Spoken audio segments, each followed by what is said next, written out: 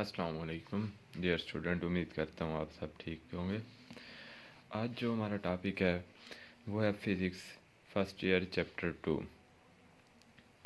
Physical quantities. Physical quantities क्या होती हैं? फ़िज़िकल क्वांटिटीज़ वो क्वांटिटीज़ होती हैं जो कि हम अपने 5 सेंस से फील कर सकें।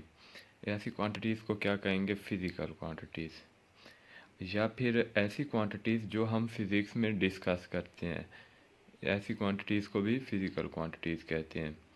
चलो आओ रीड करते हैं नोट से क्या लिखा हुआ है। The quantities which are felt, ऐसी क्वांटिटीज़ जो फील की जाए बाय ओवर 5 सेंसेस, जो हम अपने 5 सेंसेस के ज़रिए फील कर सकें, आर कॉल्ड फिज़िकल क्वांटिटीज़। ऐसी क्वांटिटीज़ को क्या कहते हैं? Physical quantities. या फिर the quantities which are discussed, जो कि हम डिस्कस कर सकें in physics are called physical quantities. ऐसी क्वांटिटीज़ को भी फिज़िकल क्वांटिटीज़ कहते हैं।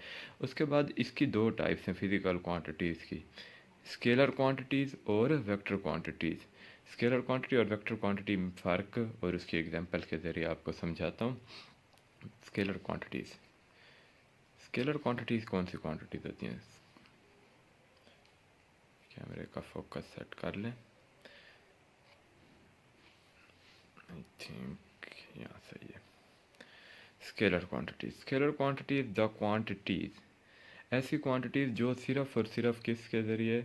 मैग्नीट्यूड और यूनिट के ज़रिए हम डिस्क्राइब कर सकें। ऐसी क्वांटिटीज़ को क्या कहते हैं? Scalar quantity. इसमें डायरेक्शन की ज़रूरत नहीं होती।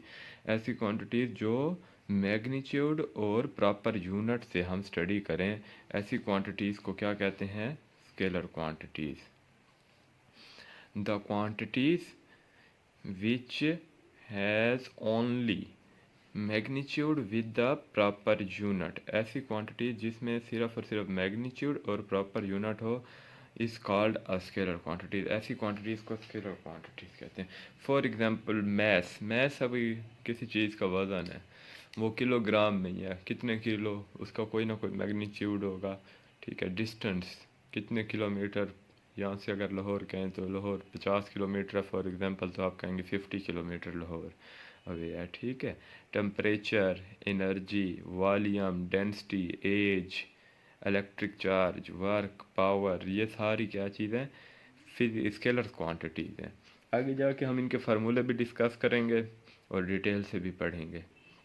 ये एग्जांपल्स हैं जो आपने याद रखने। अगर आ जाता पेपर में define the scalar quantity, scalar quantity define भी करनी है, उसके साथ साथ उसकी 2-3 एग्जांपल्स भी देनी हैं, वो भी लाजमी है। उसके बाद क्या कहते हैं? The scalar quantities at the multiple, अच्छा, स्केलर क्वांटिटीज़ को हम जमा, माइनस, ज़रब वैसे ही कर सकते हैं जैसे कि आम नंबर्स को मल्टीप्लाई करते हैं, ऐड करते हैं, सब्ट्रैक्ट करते हैं या डिवाइड करते हैं। ये इधर लिखा हुआ है, scalar quantities add, multiply, subtract and divided like the numbers, जैसे कि नंबर्स को हम ऐड करते हैं, सब्ट्रैक्ट करते हैं या फिर मल्टीप्लाई करते हैं, वैसे ही स्केलर क्वांटिटीज़ को भी ऐड भी कर सकते हैं, मल्टीप्लाई भी कर सकते हैं, सब्ट्रैक्ट भी कर सकते हैं। अब चलते हैं वेक्टर क्वांटिटीज़। वेक्टर क्वांटिटीज़ कैसी क्वांटिटीज़ होती हैं? अच्छा, वेक्टर जैसे कि स्केलर क्वांटिटी में मैंने बताया है कि स्केलर क्वांटिटी में सिर्फ और सिर्फ किस चीज़ की ज़रूरत है? मैग्नीट्यूड और उसके प्रॉपर यूनिट की।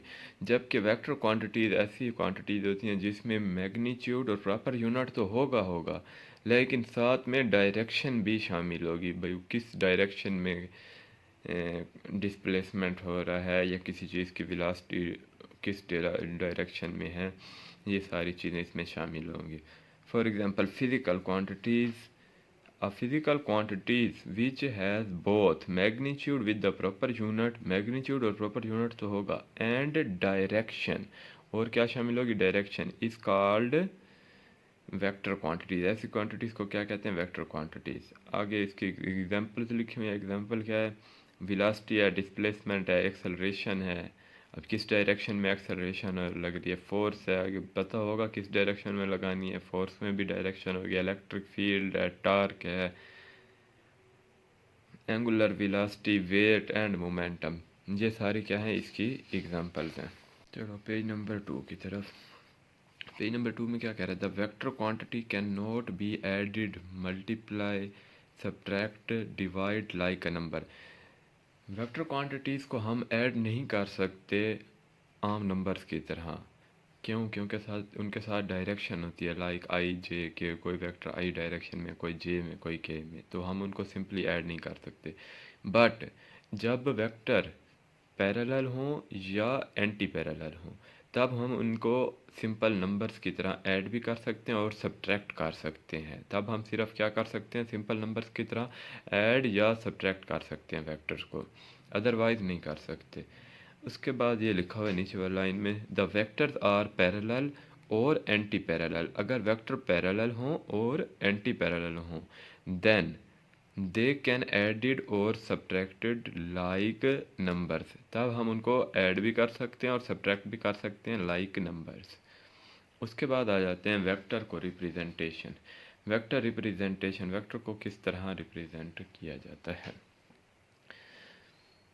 सिंबॉलिकली रिप्रेजेंटेशन, सिंबॉलिकली वेक्टर को हम या तो बोल्ड लेटर को बोल्ड करके, क्या करके, मोटा लिख के किसी मार्कर वगैरह से, या फिर एरो हेड ऑन, या फिर उनके ऊपर कोई एरो लगा के अबव द एरो हेड, या उन नंबर्स के ऊपर या उन अल्फ़ाबेट्स के ऊपर कोई ना कोई एरो लगा के हम वेक्टर को रिप्रेजेंट करते हैं।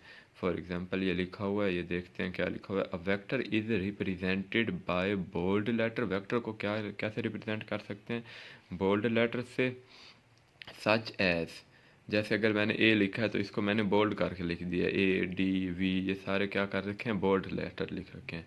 और a letter with an arrow head above it, या फिर arrow head above it, letters के ऊपर एरो हेड, जैसे कि ये ए के ऊपर एरो हेड है, डी के ऊपर एंड वी के ऊपर। जब भी ऐसा लिखा हुआ हो तो हम क्या कहते हैं, ये क्या चीज़ें, वेक्टर हैं। The magnitude of the vector is denoted by, हम मैग्नीट्यूड वेक्टर कैसे डिनोट करते हैं, सिंपली मैग्नीट्यूड वेक्टर इस तरह डिनोट कर देते हैं, सिंपल हम इसके ऊपर ये ए लिखा हुआ है तो सिंपली क्या हो गया, ए इसका मैग्नीट्यूड है। या फिर हम इसको ए के साइड्स पर बार लगा के और ऊपर एरो हेड, तो ये वेक्टर का मैग्नीट्यूड हो गया। The magnitude of the vector is also called the modulo और मोड। वेक्टर के मैग्नीट्यूड को क्या कह सकते हैं, मॉडुलो या फिर मोड। उसके बाद ग्राफिकली रिप्रेजेंटेशन, ग्राफिकली रिप्रेजेंटेशन किस तरह होती है, ये देख रहे हैं मैंने छोटा सा समझाने के लिए। हम कोई ना कोई एरो लगा देते हैं, फॉर एग्जांपल हम इस तरह इसी डायरेक्शन में एक एरो लगा दिया, ठीक है। तो ये एरो जब लगाएंगे इसका कोई ना कोई मैग्नीट्यूड होगा। अगर हम ये छोटा लगा रहे हैं तो इसका किसी ना किसी प्रॉपर स्केल के साथ इसको हमने, ये अगर कह देते हैं 4 cm के, 1 2 3 4 सेंटीमीटर के, तो हमें पता है ये कितने सेंटीमीटर का है, ठीक है। उसका कोई ना कोई प्रॉपर स्केल होगा, प्रॉपर स्केल, ठीक है। और उसके बाद उसकी डायरेक्शन क्या शो कर रही है, एरो हेड, जो उसके ऊपर हमने एरो लगा रखा है तो उसकी डायरेक्शन किस वर्ड, अपवर्ड है, तो वो शो कर रहा है एरो हेड। इसी तरह हम इसको ग्राफिकली रिप्रेजेंट करते हैं। आज पढ़ते हैं आगे क्या कहते हैं।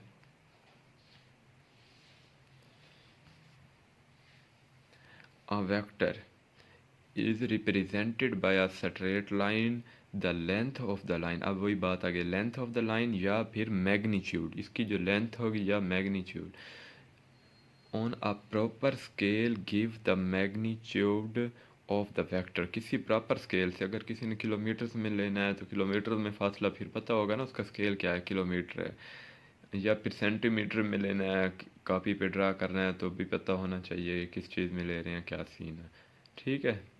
एंड एन एरो हेड, ये जो एरो हेड है, ये एरो हेड, ये किसको रिप्रेजेंट कर रहा है, N arrow head put on it give the direction of the vector. क्या चीज़ दे रहा है, डायरेक्शन ऑफ द वेक्टर। जो एरो हेड है वो क्या दे रहा है, डायरेक्शन ऑफ द वेक्टर। ये तो अभी हम चल रहे हैं चैप्टर के इंट्रोडक्शन में, इसमें शॉर्ट क्वेश्चंस पूछ सकते हैं। नंबर 1 कौन सा है, पहले जो मैंने पढ़ाया है, स्केलर क्वांटिटी क्या है, फिजिकल क्वांटिटीज़ क्या है, और नंबर 3 क्या है, वेक्टर क्वांटिटीज़। ये 3 शॉर्ट क्वेश्चन आ गए हैं, उसके साथ साथ मैंने एग्जांपल्स भी दिए हैं। उसके बाद ग्राफिकल रिप्रेजेंटेशन मुश्किल है कि ये पूछे, बट आपने याद कर लेना है। अब आ जाते हैं rectangular coordinate system. Rectangular coordinate system किसी भी चीज़ को, अगर हम ये रेक्टेंगुलर कोऑर्डिनेट सिस्टम क्या है, अगर हम प्लेन में कोई चीज़ ड्रा कर रहे हैं तो उसका कोऑर्डिनेट क्या होंगे, एक एक्स कोऑर्डिनेट और दूसरा वाई कोऑर्डिनेट, ठीक है। और यहाँ पे एक्स बार मतलब जहाँ पे एक्स नेगेटिव होता है, और नीचे क्या आएगा वाई बार जहाँ वाई नेगेटिव होता है। ये एक प्लेन का रेक्टेंगुलर कोऑर्डिनेट है।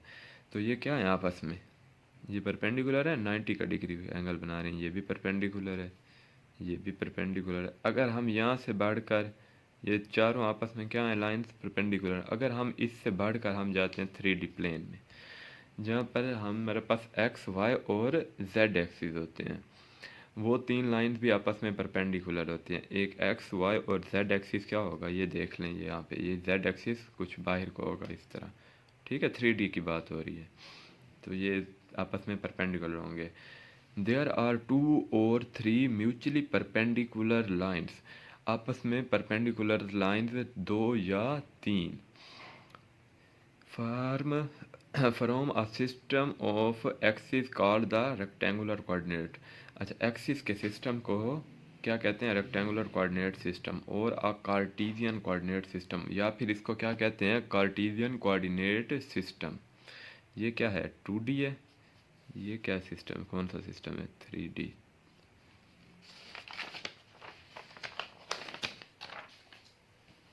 नेक्स्ट पेज, नेक्स्ट पेज है रिजल्टेंट वेक्टर। रिजल्टेंट वेक्टर, इसको मैं आपको समझाने के लिए,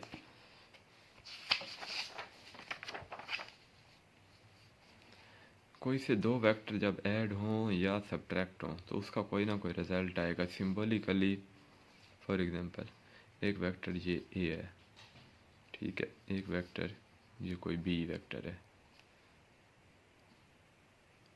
अगर हम इन दो वेक्टर्स को ऐड करें तो उसका कोई ना कोई रिजल्ट आएगा, वो भी वेक्टर होगा। ऐड वेक्टर दो ऐड हो रहे हैं, दोनों वेक्टर ऐड होने पर एक तीसरा वेक्टर आएगा। जब वो तीसरा वेक्टर ऐड होके आएगा, वो इन दोनों का क्या होगा, रिजल्टेंट वेक्टर। फॉर एग्जांपल, ये वेक्टर ए है, यूं ड्रा किया हुआ है, ठीक है, ये वेक्टर बी है। इन दोनों को ऐड करने से यहाँ पे ये आ गया हमारे पास आर, ये वेक्टर है, ओ ए बी नाम दे दें। जब इनको ऐड किया हमने, ए और बी को, या O B plus B, O A plus A B को जब ऐड किया तो हमारे पास क्या आया, ओ बी। इनको ऐड करने से एक वेक्टर आया, तो वो क्या होगा, रिजल्टेंट वेक्टर। जैसे यहाँ पे R resultant vector equals to vector A plus vector B. अब यही बात लिखी हुई है,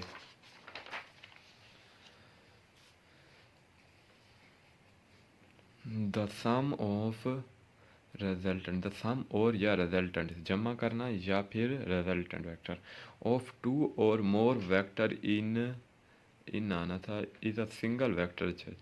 single vector which gives the combine effect. ये क्या दे रहा था, दोनों का कंबाइन इफेक्ट दे रहा था। ये देखिए, ए और बी को जब ऐड किया तो इसका कंबाइन इफेक्ट आर आया था।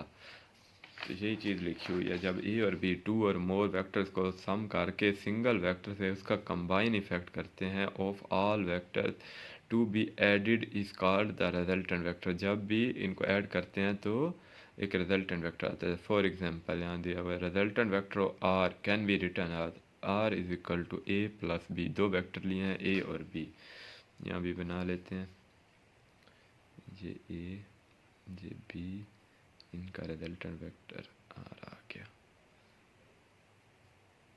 ठीक है। अगर हम मोर देन 2 वेक्टर लें, for example if there are n vectors a b c up to so on, then r is equal to a plus b plus c plus जितने भी vector हैं, ठीक है। इस तरह फिर ये ऐड होते जाएंगे आपस में, तो उनके वेक्टर्स आते जाएंगे।